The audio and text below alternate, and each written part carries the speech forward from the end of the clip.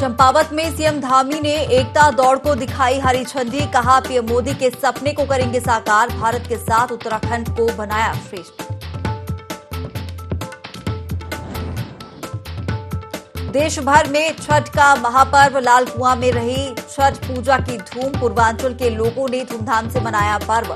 प्रशासन ने किए थे सुरक्षा के पुख्ता इंतजाम।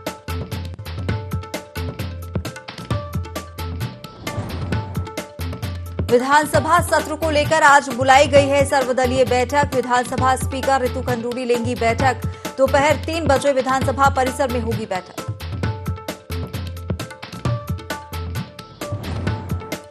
लोहाघाट की ज्योति बनी सेना में लेफ्टिनेंट। पूरे क्षेत्र में लोगों में खुशी। लोगों ने एक दूसरे का मुंह करवाया मीठा। सभी ने दी ज्योति को शुभकामनाएं।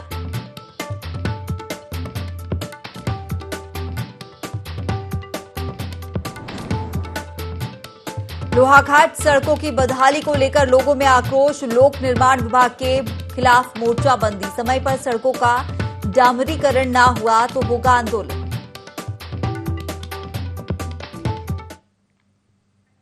नमस्कार, बहुत स्वागत है आपका देवभूमि लाइव के इस खास बुलेटिन में। मैं हूं आपके साथ हिमांशा मेहता। बुलेटिन की शुरुआत करेंगे खबरों के साथ। महिलाओं ने उगते हुए सूर्य को अर्घ्य अर्पित करने के साथ ही 4 दिनों तक चलने वाला छठ महापर्व का समापन किया। बता दें कि लोक आस्था के महापर्व छठ के तीसरे दिन व्रती स्त्रियों ने डूबते हुए सूर्य को अर्घ्य दिया था। वहीं इससे पहले छठ व्रती महिलाओं ने शाम को मिट्टी के चूल्हे पर खीर और पूरी का प्रसाद तैयार किया था। इसके साथ ही छठ व्रती महिलाओं ने 36 घंटे का निराहार व्रत भी शुरू किया, जिसके समाप्ति के दिन उगते हुए सूर्य को अर्घ्य अर्पित किया गया। हम लोग तो इसको बहुत अच्छा से मनाते हैं। महत्वपूर्ण माना है हम लोग के लिए। बिहार के हम लोग हैं तो बिहारी लोग के बहुत सारा महत्वपूर्ण है। 2 दिन रहते हैं, 2 दिन निर्जल रहते हैं। एक दिन खरना करते हैं शाम को, फिर दूसरा दिन निर्जल पूरा 24 घंटा रह के सुबह पारण करते हैं। छठ पूजा 36 घंटा का पूरा होता है। सबसे पहले इसमें हम लोग नहाए खाए करते हैं एक दिन पहले। उसके बाद हम लोग निर्जला व्रत रखते हैं और सुबह से उठकर हम लोग अपने प्रसाद की तैयारी में लग जाते हैं। उसके बाद हम लोग अर्घ के लिए अपने घाट पे जाते हैं, पूजा पाठ करते हैं और बहुत ही सच्चे मन विश्वास के साथ हम लोग ये छठ पूजा करते हैं, जिससे हमारी मनोकामना पूर्ण होती है। 3 दिन पहले से और दिवाली के छठे दिन मनाई जाती है छठ पूजा, जिसमें हम नहाए खाए करते हैं। नहाए खाए के बाद हम लौकी और चने की दाल का भोजन करते हैं चावल रोटी के साथ। उसके सवेरे अगले दिन से व्रत स्टार्ट हो जाता है। फिर छोटी छठ पूजा जो होती है उस दिन हम लोग गुड़ की खीर खा के व्रत खोलते हैं। फिर आज के दिन हम फिर निर्जल व्रत रखते हैं 24 घंटे, जो आज हम शाम को सूर्यदेव को अर्घ देंगे। फिर कल सुबह हम उगते हुए सूरज को फिर अर्घ देंगे और उसके बाद हमारे व्रत का समापन होगा। राष्ट्रीय एकता दिवस के मौके पर चंपावत में एसएसबी पंचम वाहिनी ने बाइक रैली निकाली। द्वितीय कमान अधिकारी हरीश जोशी के नेतृत्व में ये रैली वाहिनी परिसर से लेकर चंपावत बाजार तक निकाली गई। इस दौरान जवानों और अधिकारियों ने लोगों को देश हित में एकता को सर्वोपरि रखने का संदेश दिया। रैली में 55 बाइक्स पर 110 जवानों ने हिस्सा लिया। अधिकारी हरीश जोशी ने बताया कि रैली का उद्देश्य सभी जाति और धर्म के लोगों को एक सूत्र में बांधना है।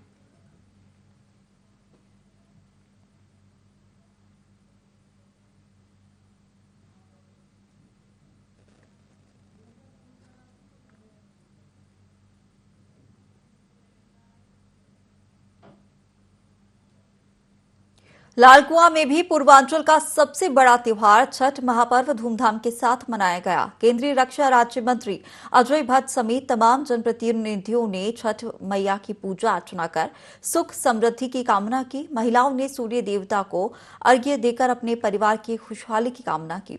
इस दौरान केंद्रीय रक्षा राज्य मंत्री अजय भट्ट ने कार्यक्रम में शामिल होकर सभी क्षेत्रवासियों को छठ पर्व की बधाई दी और कहा कि छठ महापर्व श्रद्धा, भक्ति और आस्था का पर्व होने के साथ ही आपसी भाईचारा और सौहार्द का संगम है।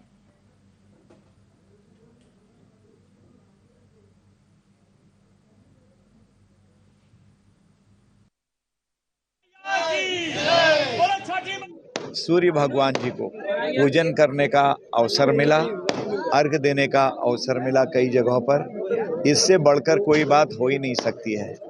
सूर्य देव साक्षात भगवान हैं, जिनको हम दृश्यमान कर सकते हैं, हम देख सकते हैं। मैं ऐसे अवसर पर सबको शुभकामना देता हूं। प्रभु सबके घरों में सुख दें, शांति दें, ऐश्वर्य दें। सूर्यदेव सबसे बड़ी बात है, सबको आरोग्य दें। मुख्यमंत्री पुष्कर सिंह धामी अपने विधानसभा क्षेत्र बनबसा पहुंचे, जहां उन्होंने बनबसा में मिनी स्टेडियम में राष्ट्रीय एकता दिवस के अवसर पर हो रही एकता दौड़ में प्रतिभाग किया। वहीं सीएम पुष्कर सिंह धामी ने एकता दौड़ को हरी झंडी दिखाकर रवाना किया। इसी दौरान उन्होंने पूरे प्रदेशवासियों को राष्ट्रीय एकता दिवस की शुभकामनाएं दी और युवाओं से अपील करते हुए कहा कि अपनी युवा पीढ़ी को नशे के जहर से बचाना है। जब हमारा युवा मजबूत होगा, एक होगा, तभी हमारा देश सर्वश्रेष्ठ होगा। साथ ही कहा कि जाति धर्म को भुलाकर देश की मजबूती और तरक्की में सभी लोग अपना सहयोग करें।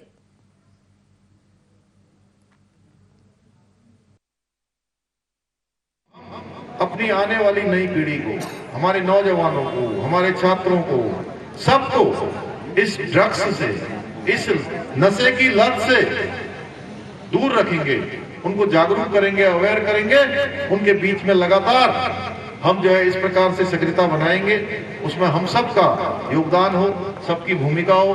मैं आज के अवसर पर आप सभी को बहुत शुभकामनाएं देते हुए, बहुत बधाई देते हुए सरदार वल्लभ भाई पटेल जी को विनम्र श्रद्धांजलि अर्पित करते हुए उनके जन्म दिवस पर कि हम संकल्प लेंगे कि जो उन्होंने एकीकरण का अभियान, भारत को एक करने का सूत्र जो उन्होंने प्रारंभ किया था, उसको हम आगे बढ़ाएंगे। माननीय प्रधानमंत्री मोदी जी का जो संकल्प है, एक भारत श्रेष्ठ भारत, उस एक भारत श्रेष्ठ भारत की संकल्पना को साकार करने के लिए अपना योगदान देंगे। कालाढूंगी में भी हर्षोल्लास के साथ छठ महापर्व मनाया गया। इस दौरान यहां महिलाओं ने छठ पूजा की। छठ पर्व का शुभारंभ वार्ड सभासद द्वारा किया गया। यहां आयोजकों ने सभासद दीनू सती को सम्मानित किया, साथ ही नगर पंचायत अध्यक्ष का भी आभार जताया। इस दौरान कई श्रद्धालु उपस्थित रहे। हमारे पौराणिक काल से चलता चला आ रहा है और उत्तराखंड के नैनीताल जनपद के कालाढूंगी स्थान में ये बनाया जा रहा है। और इस पूजा स्थल का निर्माण और इसकी सारी साज सज्जा, लाइट, रहन सहन, सारी व्यवस्था यहाँ के सभासद श्री दीनू सती जी द्वारा सब किया जा रहा है और विगत अनेक वर्षों से इन्होंने किया है और हमारे साथ लग बज करके ये बहुत ही सहयोग के साथ अपना काम करते रहते हैं। सूर्य षष्ठी का व्रत महाभारत काल से चलता चला आ रहा है। यह माना जाता है कि कात्यायनी देवी का सीधा स्वरूप है छठी माता का यह व्रत। छठी माता से सभी लोग 4 दिनों का यह व्रत चलता है, जिसमें महिलाएं एक दिन पूरा उपवास रखती हैं, दूसरे दिन ये उसी दिन शाम को आकर के अर्घ देती हैं, अगले दिन उगते हुए सूरज को अर्घ दे करके अपने व्रत को पूरा करती हैं और अपने सुहाग के लिए, बाल बच्चों की खुशी के लिए, निसंतान दंपति संतान के लिए और घर में खुशहाली पैदा होती रहे, स्वास्थ्य बना रहे और लोक प्रसिद्धि बनी रहे, लोक कल्याण के लिए ये व्रत किया जाता है। लोहाघाट में कोली ढेक से सुई डूंगरी गांव को जाने वाली सड़क लंबे वक्त से जर्जर है। बारिश में क्षतिग्रस्त हुई सड़क की अभी तक मरम्मत नहीं कराई गई है। जर्जर सड़क के कारण कई बार हादसे भी हो चुके हैं। ग्रामीणों में इसे लेकर भारी आक्रोश है। इस कड़ी में ग्रामीणों ने जोरदार प्रदर्शन कर जल्द सड़क निर्माण और बारिश के पानी की निकासी के लिए नाली निर्माण की मांग की है। साथ ही ऐसा न होने पर एसडीएम कार्यालय का घेराव करने की बात भी कही है। हैं इसमें लगभग सभी लोगों का रोजगार लोहाघाट क्षेत्र से जुड़ा हुआ है और अगर ये रास्ता सही नहीं होता है तो लोगों को यहाँ से लगभग ये यहाँ से 2 रास्ते हैं, एक सीमेंट फैक्ट्री रास्ते, एक ये बिसंग के रास्ते है, तो जो 7 से 8 किलोमीटर दूरी तय करनी पड़ती है लोगों को, जबकि ये इस रास्ते से मात्र 3 किलोमीटर दूरी तय करके आप लोहाघाट पहुँच सकते हैं। तो कई लोगों को अपने रोजगार के लिए बहुत समस्याएं हो रही है। मैं तो इतना कह रहा हूँ कि जल्दी जल्दी अगर रोड बन जाती है तो इसमें सभी गाँव वालों का भला होगा। रोड की दिक्कतें तमाम तरीके की हो रहे हैं। इसकी चुनाव से पहले अधिसूचना जारी हो गई थी, जनवरी में इसकी अधिसूचना जारी हो गई थी और अप्रैल से इसमें कार्य शुरू हो गया था। लेकिन जैसा आप देखेंगे आधा किलोमीटर रोड बची हुई है, जिसमें सिर्फ 100 मीटर का पहला कोट सोलिंग हुआ है, उसके बाद पूरी छोड़ दी गई है। विभाग का ग्रामीणों के प्रति और गांवों के प्रति जो उदासीन रवैया है, उसके खिलाफ हमें काफी आक्रोश है। हम आगे आंदोलन करने के लिए विवश हैं। हम सोच रहे हैं अगर ये नहीं होता है तो हम लोहाघाट उप जिलाधिकारी कार्यालय में और उसके बाद कलेक्ट्रेट चंपावत में आंदोलन के लिए जाएंगे। आप देख रहे हैं कैसी रोडों की कैसी हालत हो रही है। ये न इसमें नाली है, आए दिन इसमें लोगों के एक्सीडेंट हो रहे हैं, गाड़ियां गिर रही हैं, गाड़ियों के टायर फट रहे हैं, बच्चे यहाँ से स्कूल नहीं जा पाते हैं, या आने जाने वालों के लिए बहुत ही असुविधाएं हो रही हैं, जिससे गांव वालों में एक जबरदस्त रोष है। हम ये चाहते हैं तुरंत ही इस काम को समाप्त किया जाए, जिससे जो है आने जाने में हर एक आदमी को जो है सुविधाएं हों। ग्रामीण तो फिर तो इसमें अनशन करने के लिए इसमें बाध्य रहेंगे।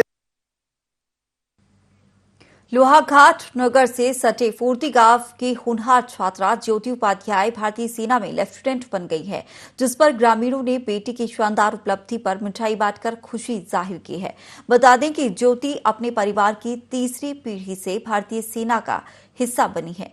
ज्योति के पिता सतीश चंद्र उपाध्याय भारतीय सेना में सूबेदार हैं और ज्योति के दादा भी भारतीय सेना में अपनी सेवाएं दे चुके हैं।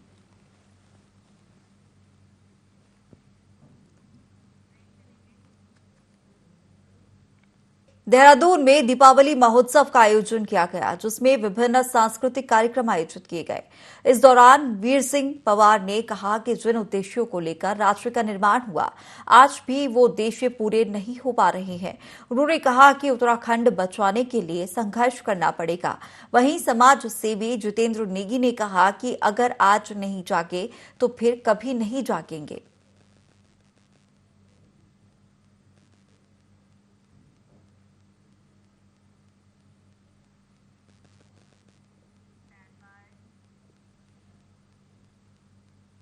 सीएम पुष्कर सिंह धामी अपने गृह क्षेत्र खटीमा दौरे पर पहुंचे। यहां वे संजय पार्क और 22 पुल खिलड़िया में आयोजित छठ पूजन कार्यक्रम में शामिल हुए। दोनों ही स्थानों पर सीएम धामी का भव्य स्वागत हुआ।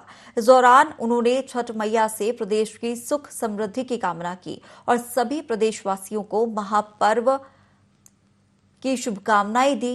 साथ ही उन्होंने घाट पर मौजूद श्रद्धालुओं से भी बातचीत की। छठ महापर्व की बहुत शुभकामनाएं देता हूँ। भगवान सूर्यदेव की उपासना का ये त्यौहार है, पर्व है, महापर्व है।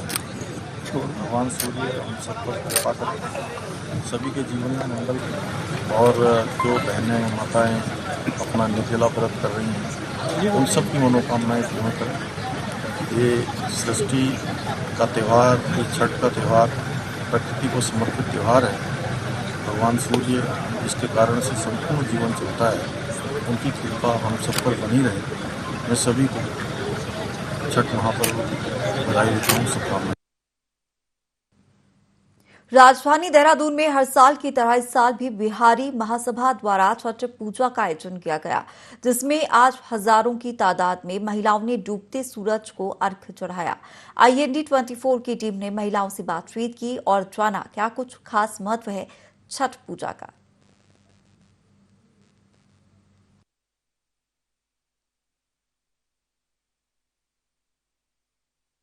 छठ पर्व देखिए एक लोक आस्था का पर्व है, बहुत पौराणिक पर्व है। ये छठ पर्व का विशेष जो आज अर्घ दिया जा रहा है डूबते सूर्य, ये एक अपने आप में अनोखा त्यौहार है। पूरे विश्व में डूबते सूर्य का कोई अर्घ नहीं दे पाता। सिर्फ एक बिहार, पूर्वांचल, यूपी के, झारखंड के लोग इस पर्व को बचाए हुए आज पूरे देश विदेश में उनके माध्यम से हर जगह अब लोकल लोग भी यहाँ पे, जैसे उत्तराखंड के बहुत सारे लोग अपने मन्नत को लेकर के छठ पर्व के ये डूबते सूर्य को अर्घ्य दे रहे हैं और छठ पर्व की व्यवस्था में हमें सहयोग कर रहे हैं। ये जो छठ पर्व है आज डूबते सूर्य के अर्घ्य दे से शुरू होकर के कल उगते सूर्य को अर्घ्य दे करके समाप्त करते हैं। सूर्योपासना का ये जो पर्व है, इस पर्व को लेकर आज राजधानी देहरादून में भी काफी इस वक्त लोगों में उत्साह साफ तौर पर देखा जा रहा है। बिहारी महासभा के कई ऐसे लोग हैं जो आज टपकेश्वर घाट में मौजूद हैं और इस पर्व को मना रहे हैं। इस पर्व का बहुत खासा महत्व है। डूबते सूरज को आज अर्घ यहाँ पर दिया जाना है, जिसको लेकर जो तैयारियां हैं, तैयारियां पूरी तेज यहाँ पर हो चली है। कुछ महिलाएं इस वक्त हमारे साथ है, उनसे हम बातचीत करते हैं। मैडम, कितना महत्व है इस पर्व? ये बिहार का महापर्व है और बड़ी श्रद्धा के साथ इसे हम मनाते हैं और इसकी जो शुरुआत होती है वो नहाय खाए से शुरुआत होती है इस व्रत की, और बहुत नियम निष्ठा के साथ इस व्रत को हम लोग पूरा करते हैं। मैडम, आप बताइए कि कितना पर्व है और कितना उत्साह है इस पर्व को लेकर? बहुत ज़्यादा। सारे जितने भी जितने भी इधर यूपी के और बिहार के जितने लोग भी हैं, सभी को इसका बहुत महत्व है और इससे आस्था डे बाय डे बढ़ती चली जा रही है। इवन मुझे लग रहा है कि ये आने वाले टाइम में इंटरनेशनल फेस्टिवल होके रहेगा ये, और सारे लोग और जितने ज़्यादा यूपी बिहार के इससे जुड़े हैं, मैं देख रही हूँ कि लोकल के लोग और अदर स्टेट के लोग भी इसकी आस्था की वजह से इससे जुड़ते चले जा रहे हैं। मैडम, आज आप पारंपरिक आप बैठी हुई हैं और इस पर्व को थोड़ा आप बताइए कि किस तरीके से इस पर्व को मनाया जाता है, कितना खास है महिलाओं?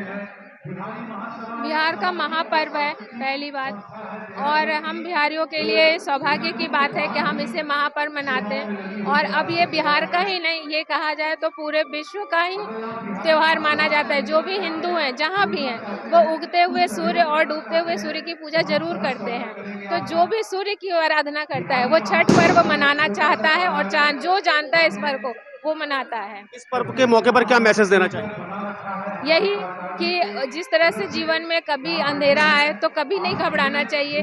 जैसे हमारे जीवन में कभी अंधेरा आता है, तकलीफ आती है, तो हम डूबते हुए सूर्य को पूजा करके ये साबित करते हैं, ये बताते हैं कि हमारे जीवन में जो तकलीफ आई है उन्हें भी सुबह उठ के हमें पूजा जो अर्घ करते हैं उगते सूर्य को, तो उसे पूजा ये करते हैं कि हमारे जीवन में जो तकलीफ आती है वो भी कभी ना कभी जाएगी और हमारे जीवन में सुख सौगात और समृद्धि आएगी। चलिए, तो यहाँ पर महिलाएं हमारे साथ ही जो बैठी हैं, इस वक्त पारंपरिक कपड़े इन्होंने पहने हुए, और जो महत्व इस पर्व का है, वो त्योहार का, वो यही है कि डूबते सूरज को और उगते सूरज को यहाँ पर अर्घ दिया जाता है। और यही कामना की जा रही है कि ये जो पर्व है ये सिर्फ बिहार तक सीमित न रहे, बल्कि देश और दुनिया में ये पर्व फैले, क्योंकि सूर्य भगवान से रिलेटेड ये पर्व है। और इस दौरान महिलाएं एक दूसरे को शुभकामनाएं भी दे रही हैं। देहरादून से ND24 के लिए कैमरा पर्सन रिंकू के साथ कैलाश।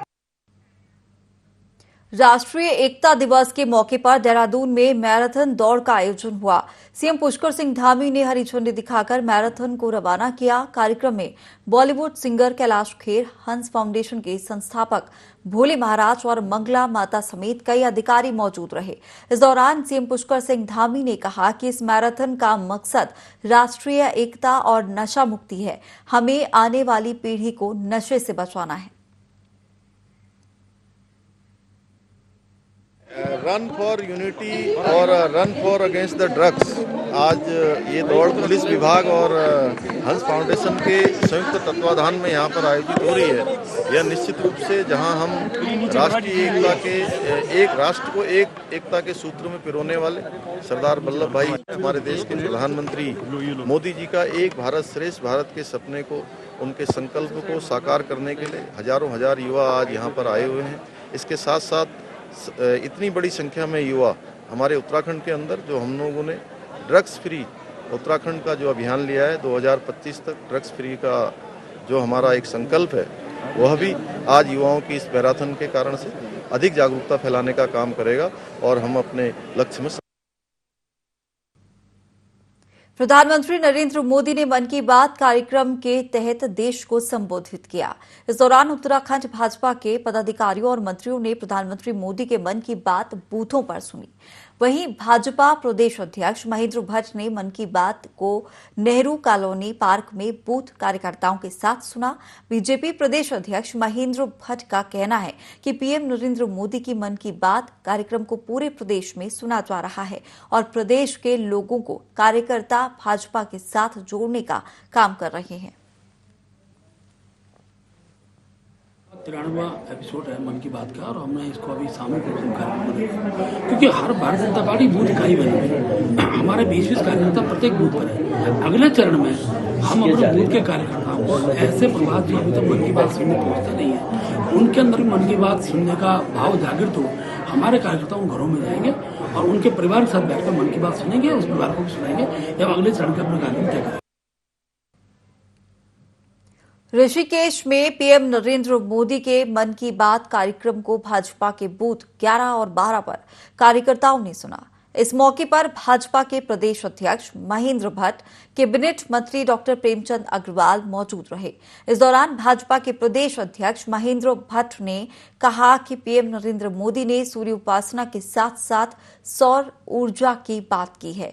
उन्होंने कहा कि सोलर एनर्जी आज एक ऐसा विषय है जिसमें पूरी दुनिया अपना भविष्य देख रही है और भारत के लिए तो सूर्यदेव सदियों से उपासना ही नहीं, जीवन पद्धति के भी केंद्र में रह रहे हैं।